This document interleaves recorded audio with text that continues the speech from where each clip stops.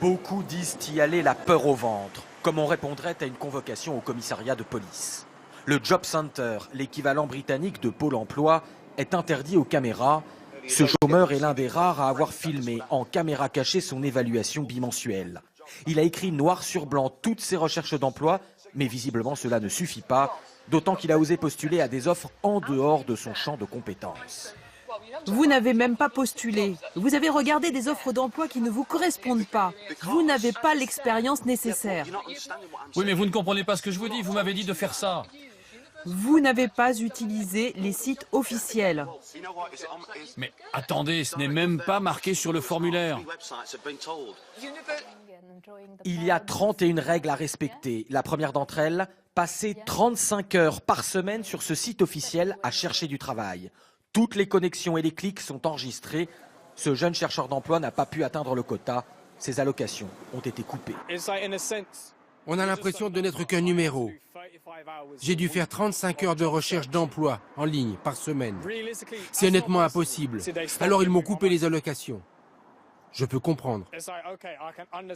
Mais si on me retire l'argent, comment on fait pour vivre ? Il est obligatoire, sous peine de sanction, d'accepter n'importe quel travail fourni par le Job Center. Autre règle pointilleuse, si vous avez 10 minutes de retard à l'entretien, vos allocations pourront être coupées. Si et seulement si ils respectent toutes les conditions, les chômeurs seront indemnisés. Mais avec une allocation conçue pour les décourager de rester inactifs. L'allocation chômage ou ARE s'appelle au contraire allocation de chercheur d'emploi. Elle est limitée à 6 mois maximum. Son montant est de 73 livres maximum par semaine, soit 400 € par mois. Elle n'est pas indexée sur l'ancien salaire, peu importe que l'on sorte d'un métier de banquier, de pilote de ligne ou de cadre supérieur. Enfin, cette maigre allocation est encore réduite en fonction des revenus du conjoint. Sur ce régime très strict, le cinéaste britannique engagé Ken Loach a réalisé un film, Moi, Daniel Blake. Vous devez continuer à chercher du travail. Si vous y renoncez, durant 4 semaines, vos versements seront gelés. Auréolé d'une palme d'or à Cannes, le film a suscité un léger débat au Royaume-Uni, vite balayé quelques semaines plus tard par le gouvernement britannique. Il croit dur comme fer en son modèle, conforté par le chiffre record de 4,8% de chômage seulement.